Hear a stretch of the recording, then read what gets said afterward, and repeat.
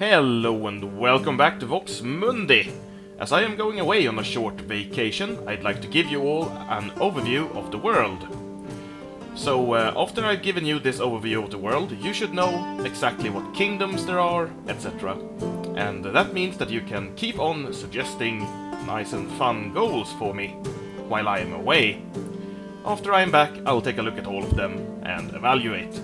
Anyway, as you can see here, our dear Irish Caliphate, or not Caliphate per se, but our Prophet's land here in the British Isles have actually expanded into Brittany, northern France, and is this the... no, this is something else. But they have also expanded into Norway for some obscure reason. They are still ruled by our dynasty here, an Irish Sunni dynasty. They have not managed to convert very much, as you can see here. Mainly Irish, but they have not flipped much here. One province there and one province here. That's basically it. The rest of England is very split, as you can see. There's a few independent duchies in the form of York and Essex, and there's also a heavy presence of major kingdoms here, like Lombardia and Castile. And speaking of Lombardia, Lombardia is no longer the North Italian state it used to be. It is now a Dutch state in the Netherlands, as well as part of Germany and Denmark. Oddly enough, I think they are the same dynasty as Själland, Van Zeeland. That is indeed true. Själland here has been Dutch from the very beginning, not Danish at all, ruling over Norse majority. They have not really expanded a lot. They lost all their territory here when they inherited Lombardy and then got split by Gavelkind or something. Anyway, we still have Pomerania kicking around, but they are not really a kingdom. They're more of a duchy, to be honest, with a kingdom title attached to it. Well, the elephant in the room is definitely Castile. They are Castilian Carites, and they are pushing into France, and they're pushing into France hard. I think they are by far the most powerful nation right now. And the only thing that could stop them is a well-placed religious revolt, but I don't think that even that will be enough, to be honest. They just stomped Bourbon here. Bourbon is feeling the aftermath by getting attacked by everyone. Valois is Frankish Fraticelli, along with Bourbon that is Frankish Bogomilist. These are the two French kingdoms, but they are both very, so to say, under the weather. They're a bit ill. I don't think they will survive, to be honest. We do have a large and powerful German kingdom, though, the Kingdom of Köln here. German Catholic. They're holding together pretty well for being so, well, split. They are facing several revolts and defending against several invaders, etc. We also have a minor little German kingdom here. Nordgau. It's nothing big, but it's kind of fun that it is there, nevertheless. Castile here, ruling over several powerful vassals, but most of them are actually... It's only Aragon that is really powerful. As I said before, I would love to get challenges that consist of breaking away from inside one of these major nations. So just for reference, Castile is primogeniture. Great Moravia is also one of the big ones that may need to be cut down from within. They are elective, which is very interesting. Then Ferrara is also quite big, and they are Gavelkind, which is the worst of all of the inheritance laws, according to me. And then we have Sapmi here. They have moved their capital to Russia for some obscure reason. So it's now in Lynov. But I believe they will move it back eventually. As you can see, they have converted most of this to Paulician, but there's still heavy pockets of Iconoclast and some spread out Lollards, Fraticellis and Catholics. While this area here is entirely Waldensian. Here you can see the various religions of this area, with Italy being entirely Cathar. And the cultural layout is, as you can expect, It's very Castilian, very Italian, very German, very French, and very Irish, as Crusader Kings 2 usually homogenizes very quickly when it comes to culture. Here in North Africa we have Fez. We all know Fez. They have been around for very long, still Berber, still Hurufi. Very powerful. They haven't pushed into Mali any more than they already had. Mali is largely pagan, with several Druze and Druze Muslims in the mix. What is this kingdom? Oh, it's a Bourbon revolt, right. Nothing to worry about. The boot of Italy and Sicily here is split between many different kingdoms. Achaia, Bourbon... Let's see, what is this? Messene, and of course Ferrara. So, we have Finland here, that is actually not Finland, it is an Estonian duchy, and most of it is actually Estonian as well. All the Finns are here. Here in Estonia we instead have Lithuania, which is actually Lithuanian, ruled by a mad king, which is interesting. And they are also Paulician, as you can see. There's a very heavy Paulician presence here. It is barely larger than the Bogomilist one. In the steppes we have the various Russian states. These are all very split. We do have one Jewish one, I believe. I think it's... yeah, it's Galich here is Karaite, just like Castile. That's quite fun. We have Itil here. They are Sunni, if I am not mistaken. Yep, Pechenegs Sunni. And we have the Bulgars. They are Samoyed Sunni. There's lots of floating stuff everywhere. Interesting. So they are the two major players in the Russian region right now, except for, of course, Sapmi. And here we have Sibir, that is actually Waldensian for some obscure reason, along with Sirdaria, one of... I think it's the first kingdom that ever formed, under a Zoroastrian Kuman. But they have fallen apart, and I'm amazed by the fact that they are still here. This is how the culture looks, quite standard. And the religion is mainly Zoroastrian, with some Waldensian, Sunni, and various pagan. So, moving on to Greece and the Balkans, and, well, we have this area here as well, but it's very split. And the power player here, I guess, is Nitra.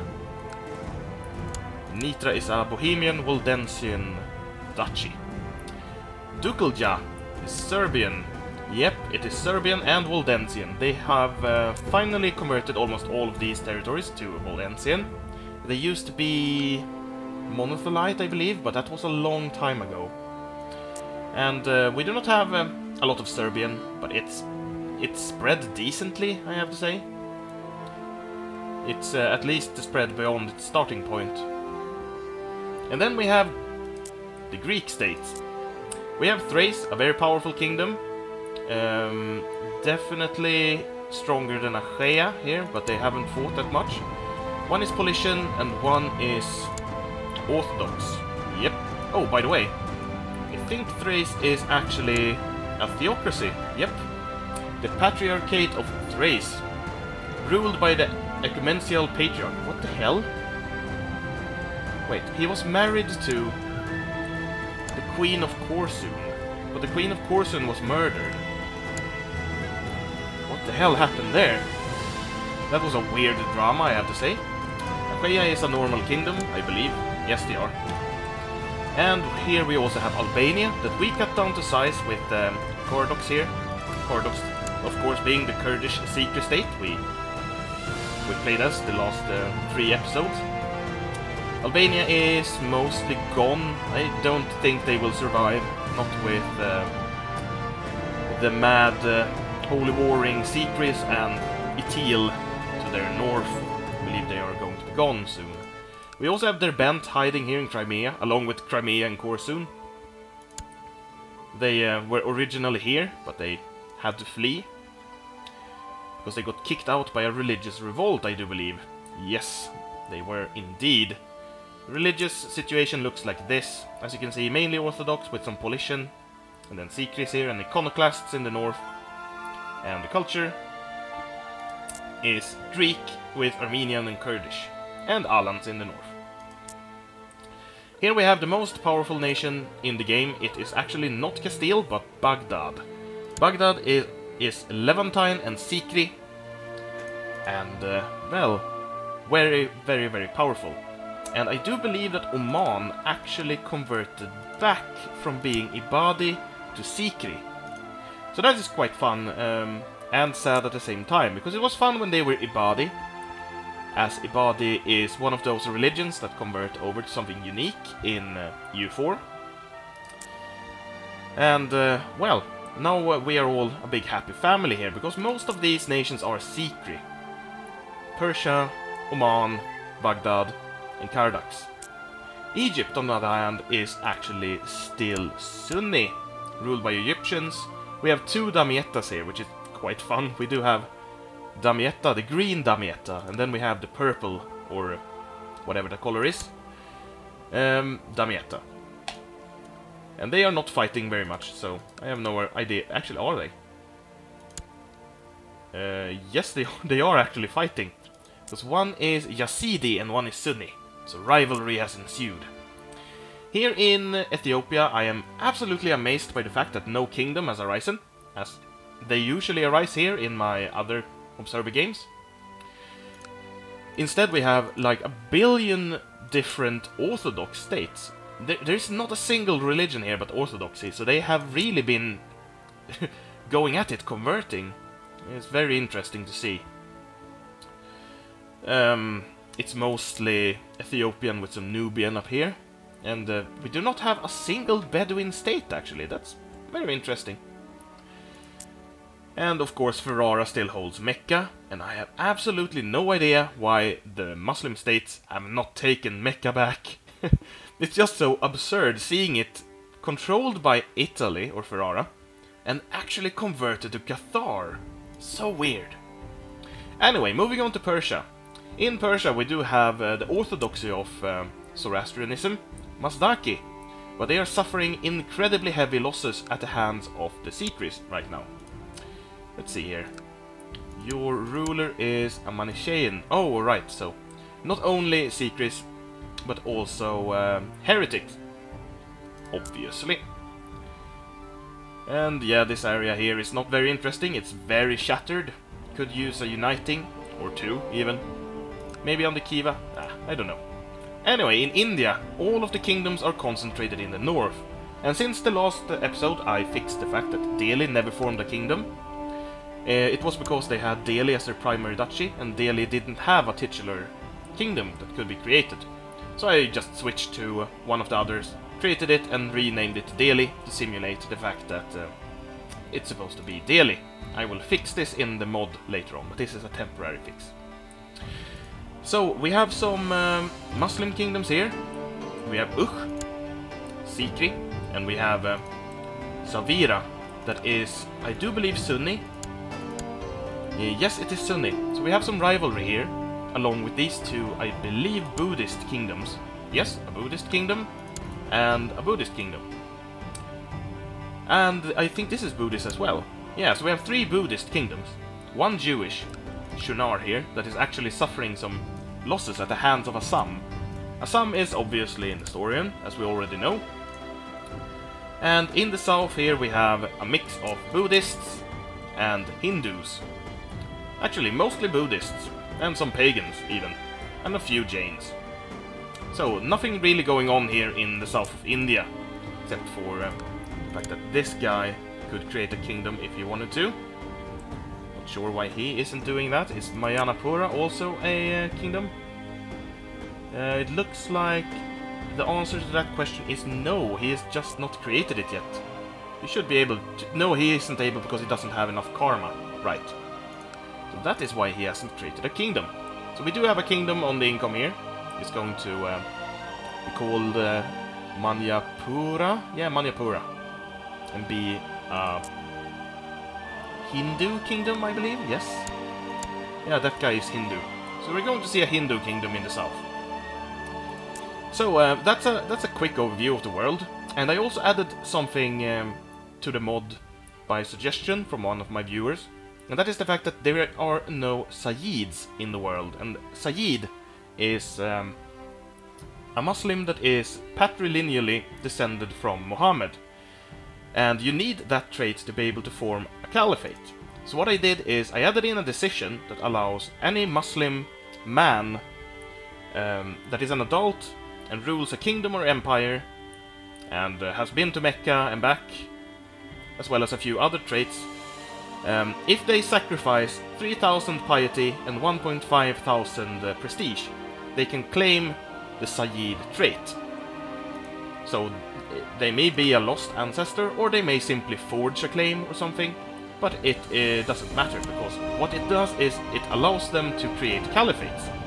And the caliphates are of course nerfed, because I have changed all of the invasion mechanics to only target duchies, but it's still a fun little flavor thing to have the caliphates around. So we may see the Sunni caliphate up here, if this guy collects enough piety.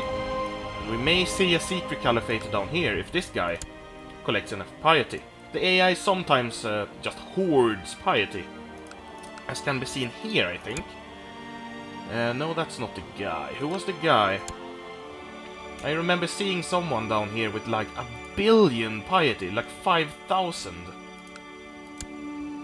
Yeah, well, I don't know where I saw him, but there was a guy here with an immense amount of piety. So the AI can amount... they can amount to actually hoarding that piety to create the Sayyid trait for themselves. Anyway, I would appreciate suggestions, and when I come back from my vacation I am going to review every single suggestion I get, and I would prefer to get suggestions that can either be combined with other suggestions, because I like to do more than one at once, and I will prioritize the ones that pertain to areas that are interesting. As you can see, like, for example, conquering Italy as a Aztec ruler is not very interesting in this situation, for example.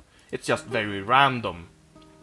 What would be interesting is, like, for example, breaking apart Castile or Great Moravia from the inside, uniting Russia maybe, uniting England, and maybe doing something more in India, or perhaps, you know, forming a kingdom down here, or maybe taking Mecca back from Ferrara. You know, you can suggest several minor goals, and I can try to combine them myself into one bigger one. But I'd like some more material to work with. So I do I have a Excel document with every suggestion I've ever gotten, and I try to combine them as good as I can. So I read every single suggestion and I add them to my list. Anyway, I will be gone for 7 days as of this video. So in the meantime, have a good time, and I'll see you again soon.